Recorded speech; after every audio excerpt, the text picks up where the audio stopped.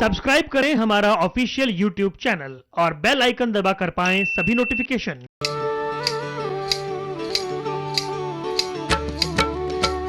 रघुपति राघव राजा राम, पतित पावन सीताराम। रघुपति राघव राजा राम, पतित पावन सीताराम। जय रघुनंदन जय घनश्याम, पतित पावन सीताराम। नमस्कार, एम प्राइम देख रहे हैं आप। मैं हूं आपके साथ वरुण गोयल। हमारी खास पेशकश में आपका स्वागत है। अयोध्या के रामलला, जब अब रामलला विराजमान होने जा रहे हैं एक भव्य मंदिर में, तो उससे पहले हम ये समझेंगे कि हमारा वैदिक जो ये साहित्य है ये क्या कुछ कहता है स्थापत्य कला के बारे में। जो मंदिर का स्थापत्य है, जो विग्रह की स्थापना है, उसको लेकर बहुत सारे प्रश्न रहते हैं। उनको आज जानेंगे। हमारे साथ बेहद खास मेहमान जुड़ रहे हैं, वो जो लगातार इन विषयों पर लिखते रहते हैं और भारत की मंदिर स्थापत्य कला के वो जानकार हैं। तुषार जी हमारे साथ जुड़ रहे हैं। बहुत बहुत स्वागत है आपका। नमस्ते। नमस्ते जी। तुषार जी, हम सबसे पहले आपसे जानना चाहेंगे कि ये जो मंदिर अयोध्या में बनने जा रहा है, कुछ इसकी जो छवि है वो सोमनाथ मंदिर से मिलती हुई नजर आती है। ये कौन सी शैली है, इसके बारे में थोड़ा बताइए। जी, अयोध्या के जो मंदिर है उसकी शैली मतलब मोटे मोटे तौर पर नागर शैली है। और सोमनाथ का जो मंदिर है वहाँ पे क्या है कि यहाँ की जो गुर्जर शैली है उसका भी थोड़ा मिश्रण है। और ये जो अयोध्या का मंदिर है वो पहले 2 मंजिला था, अभी क्या 3 मंजिला है। अभी इसके डिज़ाइन के बारे में ज़्यादा डिटेल्स तो अभी कुछ इन्होंने पब्लिश नहीं की है, पर जो इनका 3D मॉडल और जो कुछ अभी सामने आया है उससे तो यही जानकारी सामने निकल के आ रही है। जी। ये जिस तरीके से मंदिर की स्थापना में जो विग्रह की स्थापना होती है उसको लेकर कुछ नियम रहते हैं, जैसे कि अब भगवान राम हैं, उन्हें जब वहाँ स्थापित किया जाएगा, क्या कुछ उसके बारे में ज़्यादा जहन में रखा जाता है? विग्रह की स्थापना जो होती है उसके लिए क्या है कि मयासुर राक्षस ने सबसे पहले शिल्प शास्त्र के ग्रंथ लिखे थे, और उनके बाद काश्यप ग्रंथ हैं या और भी कई सारे ग्रंथों में शिल्प शास्त्र के बारे में लिखा गया है कि जिसमें स्थापत्य और शिल्प कला दोनों के बारे में लिखा गया है। अभी शिल्प शास्त्र में कुल मिला के 64 कलाओं का वर्णन है, जिसमें से ये तो सिर्फ एक हिस्सा मात्र है। अभी इसमें जो होता है तो मंदिरों में क्या होता है कि विग्रह में भी मूर्तियां होती हैं और बाहर की ओर भी मूर्तियां होती हैं। तो जो बाहर की ओर मूर्तियां होती हैं, विग्रह में मूर्तियां होती है, उन सभी के लिए प्रमाण नियत होते हैं। उनके बारे में सभी कुछ नियत पहले से ही नियत किया गया है कि अगर आपके चेहरे का माप इतना है तो आपके धड़ का माप इतना होगा, पैरों का माप इतना होगा, उंगलियों का माप कितना होगा। तो सभी वहाँ पे पूरी तरह से लिखा होता है। जो अंदर गर्भगृह में जो विग्रह स्थापित किए जाते हैं उसके लिए प्रतिमा लक्षण भी किए गए हैं। प्रतिमा लक्षण क्या होता है कि जैसे कि जो विग्रह रखा गया है तो उसके नीचे जो शिला होती है वो शिला अलग होती है, जो प्रतिमा होती है उसकी शिला अलग होती है। तो प्रतिमा बनाने के लिए क्या है, पुशिला या त्रिशिला का उपयोग किया जाता है, पर उसका जो बेस होता है, जो उसका प्लेटफॉर्म होता है, वो नपुंसक शिला से बनाया जाता है। तो ऐसे काफी सारे ऐसे मुद्दे हैं कि जिनका ये लोग ध्यान में रखते हैं। और ये जो प्राचीन काल के मंदिर थे वहाँ पे ये सब चीजों का बहुत ध्यान रखा गया है। पर जैसे जैसे हम आगे बढ़े, जैसे जैसे पिछले 300-400 सालों में मंदिर मूर्ति कला में क्या है कि हमारे आधुनिक स्थापत्य का सीमेंट का उपयोग बढ़ने लगा है। और मंदिर में जो ऊर्जा होती है, जो प्राचीन मंदिर जो थे हमारे, जो अभी खंडहर में है, खंडित हालत में है, तो उनमें जो अभी भी ऊर्जा हमें देखने को मिलती है वो नए मंदिरों में नहीं मिलती, जो हमें राम मंदिर में देखने को मिल सकती है। क्योंकि इसमें क्या है कि जो नए मंदिर हैं वो सीमेंट के होते हैं, उसमें पत्थरों का, उसमें पाषाण जो भी यूज किया गया है उसका, शिल्प कला का वो ध्यान नहीं रखा गया है, जिसे अध्यात्म शास्त्र में या शिल्प शास्त्र में हमारे लिए लिखा गया है। तो अभी जो मंदिर बन रहा है उसका जो डिजाइन है, उसके जो शिल्पकार हैं सोमपुरा, वो बहुत जाने माने, उन्होंने ही सोमनाथ का मंदिर भी डिजाइन किया हुआ था। तो ये बहुत जानकार हैं और ये जो मंदिर का डिजाइन है वो भी बहुत आकर्षक लग रहा है। जी। तुषार जी, एक चीज समझाइए। अक्सर हम चर्चा करते हैं गर्भगृह की अवधारणा क्या होती है मंदिर में? देखिए अभी इसमें ऐसा है कि मूल मोटे मोटे तौर पर भारत में 3 शैली के मंदिर होते हैं, जिसमें उत्तर भारत में नागर शैली होती है, दक्षिण भारत में द्रविड़ शैली होती है, और इन दोनों के मिक्स करने के बाद जो एक अलग शैली निकल के आती है उसे वैतर शैली बोलते हैं। अभी जो गर्भगृह का जो कॉन्सेप्ट है पूरा, तो जो अगर आप हम डायग्राम्स और ये सब चेक करें तो वहां पे ऐसा लिखा गया है कि गर्भगृह जो है वो मंदिर को इस तरह से बनाया जाता है कि शयन मुद्रा में देव है, तो शयन मुद्रा में देव है तो गर्भगृह उनका चेहरा है, और गोपुरम जो है दक्षिण भारत के मंदिरों में गोपुरम होते हैं, तो द्रविड़ शैली के मंदिरों को गोपुरम है वो उनके चरण है। मतलब आप चरण से शुरू करके अंदर मंदिर में प्रवेश करते हैं और उनके चेहरे तक जाते हैं, उनके मस्तक तक जाते हैं।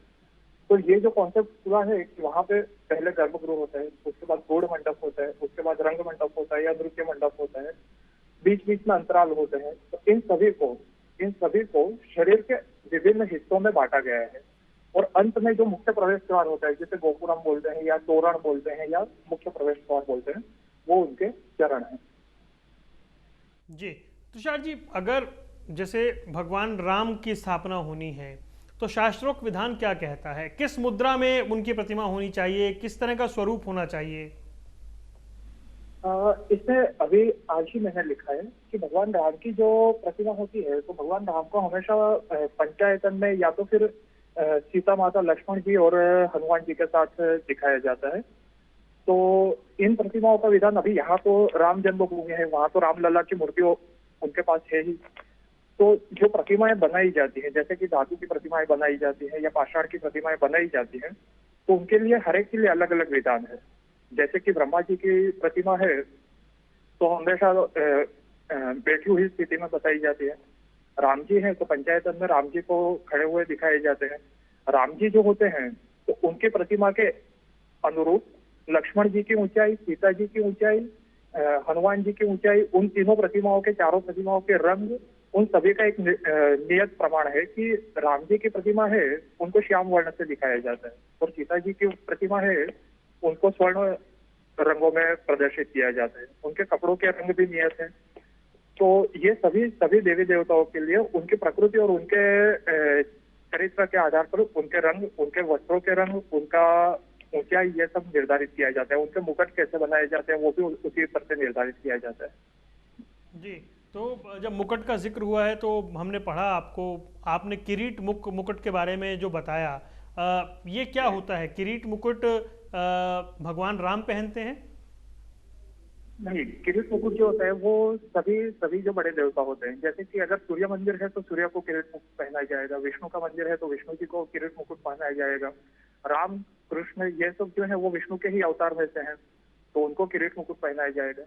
उसके अलावा दक्षिण भारत में क्या है कि चोल वंश के जो शासक थे, तो चोल वंश के राजाओं ने जो अपने शिल्प बनवाए हैं मंदिर में, तो उन्होंने भी किरीट मुकुट पहना है। तो इसमें ऐसा है कि विधान ऐसा है कि जो किरीट मुकुट है वो जो समंदर पार विजेता होते हैं, जैसे कि राम जी ने लंका पर विजय प्राप्त की, चोल साम्राज्य जो था वो हम जानते हैं कि अन्य एशिया तक पहुंचा हुआ था। तो ये जो बाहर तक फैले हुए जो चक्रवर्ती सम्राट होते हैं वो किरीट मुकुट धारण करने का अधिकार रखते हैं। उसके अलावा जो दूसरा एक मुकुट के बारे में मैंने लिखा है आज कि एक जटा मुकुट होता है। जटा मुकुट मतलब क्या है कि शिव प्रतिमाएं हैं, तो अभी आप वहां पे जाके देखेंगे कि एलिफेंटा की गुफाओं में, तो वहाँ शिव को जटा मुकुट पहनाया जाता है। शिव योगी थे, शिव जो योगी थे तो उनको क्या है कि विष्णु की तरह किरीट मुकुट नहीं पहनाया जाता, उसको जटा मुकुट, जटा को ही इस तरह से उकेरा जाता है कि वो मुकुट की तरह लगे। तो अगर आप इन मूर्तियों को, इन प्रतिमाओं को ध्यान से देखें तो आप देखेंगे कि जो योगी होते हैं या योग से रिलेटेड जो चरित्र होते हैं या जो देवी देवता होते हैं उनको जटा मुकुट दिया जाता है। जो देवता होते हैं उनको मतलब वैदिक देवता होते हैं या पौराणिक देवता होते हैं तो उनको, अभी इनमें भी काफी सारी चीजें हैं कि वैदिक देवता जो होते हैं तो लोग क्या अभी वैदिक देवता और पौराणिक देवताओं में अंतर भी अभी स्पष्ट समझ नहीं पाते हैं। तो जो अवतार है, विष्णु के अवतार हैं, वो पौराणिक देवता हैं। विष्णु स्वयं है, विष्णु है, अग्नि है, अष्टादिक्पाल के जो अन्य देवता हैं, वरुण देव हैं, तो वो सब वैदिक देवता हैं। तो इस तरह से क्या है कि देवताओं में भी काफी सारे ऐसे भिन्न भिन्न प्रकार हैं, तो उनको अपने प्रकार और उनके चरित्र के आधार पर मुकुट पहनाया जाता है। अभी जो देवी के यहाँ को हमेशा करंट पहनाया जाता है। करंट मतलब संस्कृत में करंट का मतलब होता है टोकरी। तो टोकरी नुमा मुकुट, मतलब जो ऐसे ऊपर मुकुट होता है उसकी ऊंचाई ज्यादा नहीं होती और उसमें 2 या 3 लेयर में टोकरी जैसे आकार में विभिन्न रत्नों को जड़ा जाता है। और जो पौराणिक काल के मतलब प्राचीन हमारे जो मंदिर थे जिन्हें ज्यादातर ध्वस्त कर दिया गया, लूट लिया गया, तो वहां पे जो प्रतिमाएं थी उनमें ये जो स्वर्ण मुकुट है या उनको रत्न से जड़ा जाता था। तो तब ये मुकुट की शोभा देखते ही बनती होगी। पर अभी क्या है कि अभी जो हमारे मंदिरों में खंडित मूर्तियां या जो भी देखने को मिलता है वो उनका एक अंश मात्र है। वहां पे हम उनकी जो सही जो कला थी वो अभी हम नहीं देख पा रहे हैं। जी तुषार जी, ये जो द्राविड़ शैली या नागर शैली के मंदिर होते हैं, ठीक है, इनके बीच में अंतर एक दिखता भी है, लेकिन क्या कोई परंपरा के तौर पर हम ये माने कि यहाँ की शैली उधर पहुंची या उधर की शैली यहाँ पर आई, ऐसा कुछ रहा? नहीं, यहाँ पे शैलियाँ जो है वो क्या है कि दक्षिण भारत परिपुष्ट अलग है, भौगोलिक स्थिति अलग है, और उत्तर भारत की भौगोलिक स्थिति अलग है। तो इस हिसाब से पत्थरों का चयन और उसके हिसाब से जो मंदिरों का निर्माण है उसे अलग अलग किया गया। जैसे कि दक्षिण भारत में होता है तो गोपुरम होते हैं, तो उत्तर भारत के मंदिरों में नहीं होते हैं। अभी गोपुरम जो है वो क्या है कि वो इस तरह से बनाए गए हैं कि वो एक वॉच टावर है कि वहां से दूर दूर से आने वाले विदेशी आक्रांतों को देख सकते हैं कि जो मंदिर को पहले से हम सेफ गार्ड करते हैं। उसी तरह से दक्षिण भारत के मंदिर हैं तो उनको पहले से चौकोर आकार में दीवारों से घिरा हुआ बनाया जाता है, किले नुमा दीवारों से घिरा हुआ बनाया जाता है। वहां पे जो मूल मंदिर का विमान है वो गोपुरम के हिसाब से छोटी साइज में रखा जाता है, जबकि उत्तर भारत के जो मंदिर होते हैं वहां पे जो मुख्य मंदिर का शिखर है वो ऊंचा दिखाया जाता है और प्रवेश द्वार जो होता है वो छोटे होते हैं। मतलब ये मोटे मोटे तौर पर बता रहा हूँ। कभी कभी क्या है अपवाद स्वरूप किसी मंदिरों में ऊपर नीचे होता है, पर मूल सही बात यह है कि दोनों के पत्थरों में अंतर है। जैसे कि दक्षिण भारत के ग्रेनाइट के पत्थर जो होते हैं तो उन पाषाण को तोड़ना मुश्किल होता है, उनको घाट देना मुश्किल होता है। तो वो सब चीजें जो होती है तो वो भी काफी मायने रखती है।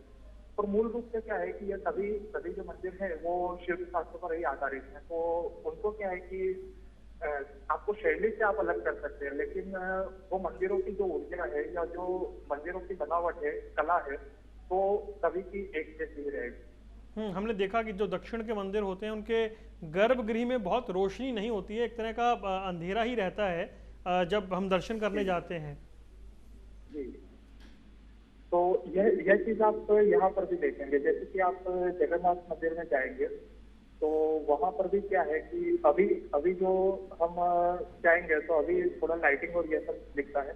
पहले के जमाने में ऐसा था कि भगवान के सामने सिर्फ जो दिया होता है तो दिए की भी रोशनी से भगवान का मूर्ति को प्रकाशित किया जाता था।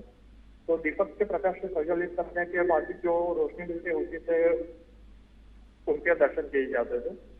और अभी भी मतलब क्या है कि एक इससे जैसे हम आध्यात्मिक दृष्टि से देखें तो दिए का जो प्रकाश होता है उसी में जो आध्यात्मिक अनुभूति होती है वो अभी हम क्या है कि इलेक्ट्रॉनिक की या एलईडी बल्ब की रोशनी में नहीं प्राप्त कर सकते। जी तुषार जी, ये जब हम किसी मंदिर के निर्माण की बात करते हैं एक तरह से, क्योंकि इतिहास भी अपने आप में रचा जा रहा है, मंदिर निर्माण जब होता है, जब नींव उसकी रखी जाती है, तब भी क्या शास्त्रोक्त विधान में बहुत सारी चीजें होती हैं जो हमें शुरुआत में करनी होती हैं? जी, अभी पहले के जो प्राचीन मंदिर बनाए जाते थे या प्राचीन मंदिरों का जो भूमि पूजन किया जाता था तो उसमें क्या है कि सभी चीजों को बहुत ध्यान रखा जाता था। जैसे कि मंदिर निर्माण से पहले कुर्म की पूजा की जाती है। तो कुर्म की पूजा में क्या है कि कुर्म प्रतिमा को पीले कलर के वस्त्र अर्पण किए जाते हैं। फिर वो जो वहाँ पे भूमि पूजन किया जाता है तो उसमें तो शास्त्रोक्त विधान है जो हम घर पे भी, हमारा घर नया मकान है, नई ऑफिस है, जो भी कुछ हम नया मकान बनाते हैं तो उसका जो भूमि पूजन होता है तो वैसे ही मंदिर के लिए भी विधान है। तो वो सभी क्या है बहुत विस्तृत वर्णन हमारे शास्त्रों में दिया गया है, लेकिन वो कला के संदर्भ में नहीं है, वो अध्यात्म के संदर्भ में। अच्छा, शास्त्र जो है वो कहीं ना कहीं अध्यात्म और कला को जोड़ता है।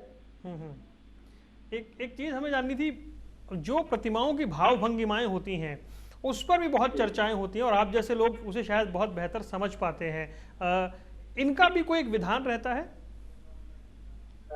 जी, अभी मैं पिछले कुछ वर्षों में मैंने देखा है कि जो हमारे देवी देवता हैं उनको क्या ग्रीक गॉड की तरह एकदम मस्क्यूलर दिखाए जाते हैं, स्नायुबद्ध तरीके से दिखाए जाते हैं, उनके चेहरे पर क्रोध दिखाया जाता है, उनकी आंखों में क्रोध दिखाया जाता है। तो जनरली क्या होता है कि हमारी जो शास्त्रों में लिखा है तो देवी देवताओं को हमेशा सौम्य भाव में दिखाया जाता है, उनको हमेशा शांत भाव में दिखाया जाता है। देवी देवताओं के सामने हम जब बैठते हैं तब हमारे मन में जो हमारा क्रोध है उसे शांत करने के लिए उनकी मूर्तियां प्रतिमा गढ़ी जाती थी। अभी क्या है कि अभी एक आधुनिक दौर में क्या है कि वो सब चीजें बदलाव आ रही हैं, जो हम हमारी विरासत है, जो हमारी धरोहर है, उससे कहीं ना कहीं हम थोड़े दूर होते जा रहे हैं। इसकी वजह से ये हो रहा है। अभी जो हमारे प्राचीन मंदिर हैं वहां पे आप देखेंगे तो हमेशा सिर्फ सहार मूर्तियां, जैसे कि शिव की सहार मूर्तियां होती हैं। शिव ने गजासुर का वध किया, शिव ने अंधक का वध किया, शिव ने काम का वध किया, शिव ने ब्रह्मा जी का मस्तक काट दिया। तो ये सब जो मूर्तियां बनाई जाती थी तो उनको क्रोध के भाव में दिखाया जाता था।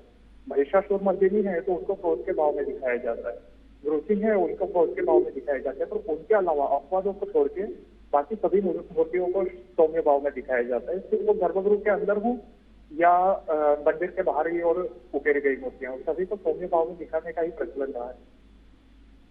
जी तुषार जी, एक दो चीज़ें और हम आपसे समझना चाहेंगे कि एक लेखक के तौर पर, एक इन मंदिर स्थापत्य कला के जानकार के तौर पर आपके भीतर क्या कुछ क्यूरियोसिटी है राम मंदिर को लेकर या इसकी स्थापत्य कला को लेकर? ये बहुत मतलब हम सभी के लिए जितना आनंद आपको है, जितना आनंद हर एक भारतीय को है, उतना ही आनंद मुझे भी है। क्योंकि ये ऐसी चीजें हैं कि ये हम 450 साल की लड़ाई के बाद हम ये एक निर्माण करने जा रहे हैं, और जो सच में हम सभी के लिए बहुत आनंद की बात है। और इस मंदिर के निर्माण के बाद भी क्या है कि एक हमारी जो आध्यात्मिक विरासत है उसको हम वापस कहीं ना कहीं ऊपर उठाने की कोशिश करने में सफल हुए हैं हम सभी। तो हम सभी ने देखा है कि यह संघर्ष कितना बड़ा चला, किस तरीके से इसे आगे बढ़ाया गया। तो ये सभी क्या है कि ये सभी बातों की वजह से क्या है कि आपको जितना आनंद है, बाकी सबको जितना आनंद है उतना ही आनंद मुझे है। मैं खुद एक सॉफ्टवेयर इंजीनियर हूँ, तो पिछले सालों में मैंने मंदिरों के बारे में जो भी अध्ययन किया है और इस मंदिर का जो भी डिजाइन अभी सामने आया है वो देखकर मुझे सच में बहुत खुशी होती है कि इतना भव्य, इतना सुंदर मंदिर हमारे सामने बनाया जा रहा है। जी बहुत बहुत शुक्रिया तुषार जी, आपने हमारे लिए वक्त निकाला, हमसे बात की, हमें गहराइयाँ जो थी वो समझाई स्थापत्य कला की। आपका हमारे साथ जुड़ने के लिए बहुत बहुत धन्यवाद। धन्यवाद, आपने मुझे शामिल किया, बहुत बहुत धन्यवाद। तुषार थे हमारे साथ। आपको बता दें जो हमें जानकारी दे रहे थे, मंदिरों की शैली के बारे में बता रहे थे, विग्रहों की के वे शास्त्रोक्त विधान हमें बता रहे थे। फिलहाल इस खास पेशकश में इतना ही, दीजिए इजाजत, नमस्कार।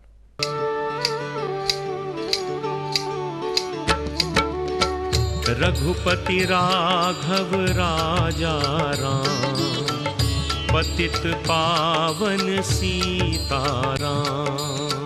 रघुपति राघव राजा राम, पतित पावन सीताराम। जय रघुनंदन जय घनश्याम, पतित पावन सीताराम।